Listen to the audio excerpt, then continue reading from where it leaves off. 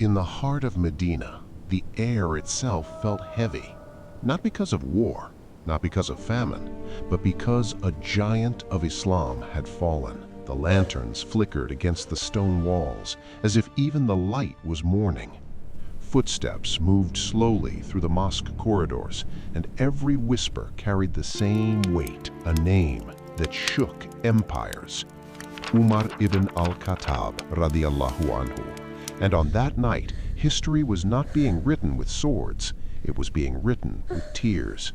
Because when a man like Umar radiyallahu anhu leaves this world, he doesn't just leave behind a body, he leaves behind an era. The blessed city of Medina stood still. His janazah was placed before the people, covered with cloth, silent, unmoving, yet the presence of Umar was still powerful.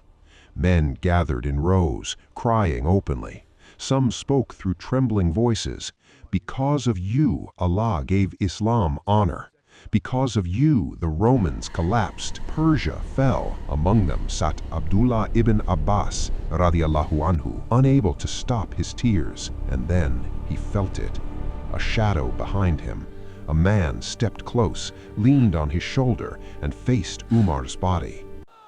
Verily we belong to Allah, and to Him we shall return. And the entire atmosphere changed. The man who stood behind Ibn Abbas was Ali ibn Abi Talib, radiyallahu anhu.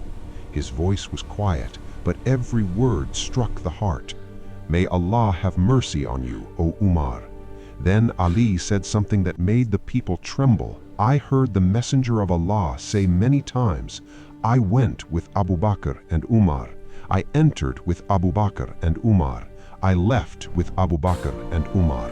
I always hoped that you would be raised with those two companions. And in that moment, the crowd understood. Umar was not being praised by ordinary men. Umar was being honored by Ali himself. Under Umar's leadership, the impossible became reality. The Roman Empire shaken, the Persian Empire shattered. At Yarmouk, armies collided like storms. Dust rose into the sky as swords flashed beneath the burning sun. And at Qadisiyah, the ground trembled beneath the footsteps of believers who had almost nothing. Yet Allah gave them victory over forces that seemed unstoppable. This was not normal history. This was not the rise of another kingdom. This was something else. A revolution that began with a prophet and reached its peak in the era of Umar radiyallahu anhu. A miracle unfolded after the Prophet sallallahu alaihi wasallam had already left this world. But the story of honor in Islam is not only Umar's story. In KHAIBAR, the Muslims stood restless through the night. No one could sleep because the Prophet Muhammad sallallahu alaihi wasallam had said, tomorrow I will give the flag to a man who loves Allah and His Messenger, and Allah and His Messenger love him. The companions waited, hearts racing. At sunrise, the Prophet sallallahu alaihi wasallam called, bring Ali ibn Abi Talib to me. Ali came forward, suffering from pain in his eyes. The Prophet placed his blessed hand, and Ali was healed. Then the flag was placed in his hands, and history held its breath. Ali walked toward the fortress of KHAIBAR, holding the banner of Islam. But before battle, the Prophet Muhammad sallallahu alaihi wasallam commanded, invite them first. Even on the battlefield, Islam called people to guidance before war. Then came the words that echoed through time. If Allah guides even one person through you, it is better for you than red camels, better than the greatest wealth of Arabia. Come forward in peace before conflict arises. And under Ali's leadership, victory came. Not just victory of land, but victory of faith. A reminder that Islam was never built only by conquest. It was built by hearts being transformed.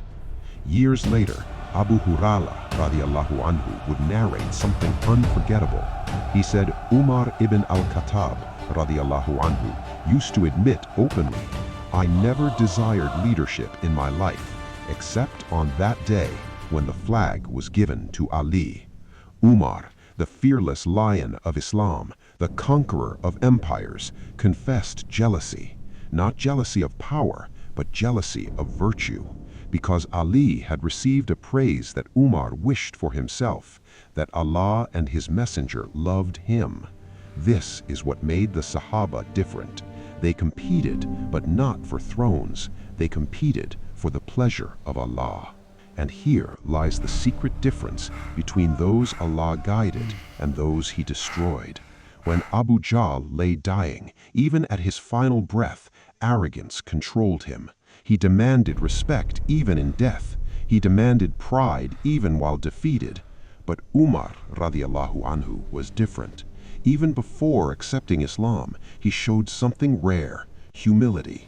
Ibn Masud radiallahu anhu said that Umar radiallahu anhu helped him, lifted him, treated him with dignity, and that small sign of humility became the doorway to guidance. That is why the Prophet sallallahu alaihi wasallam made dua, "O Allah, strengthen Islam through Omar," because Allah knew what was hidden in his heart. Then came Omar's final days. Hold firmly to the Sunnah and do not innovate.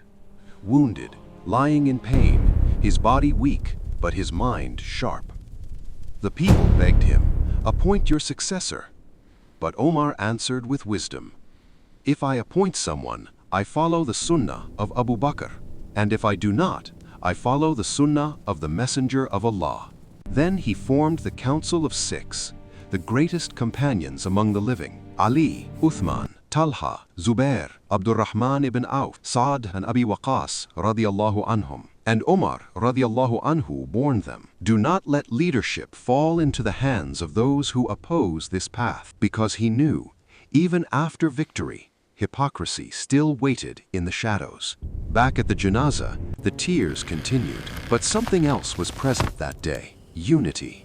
Ibn Abbas radiallahu anhu turned and realized the man who spoke those powerful words was Ali. And in that moment, history itself became clear. These men did not carry hatred.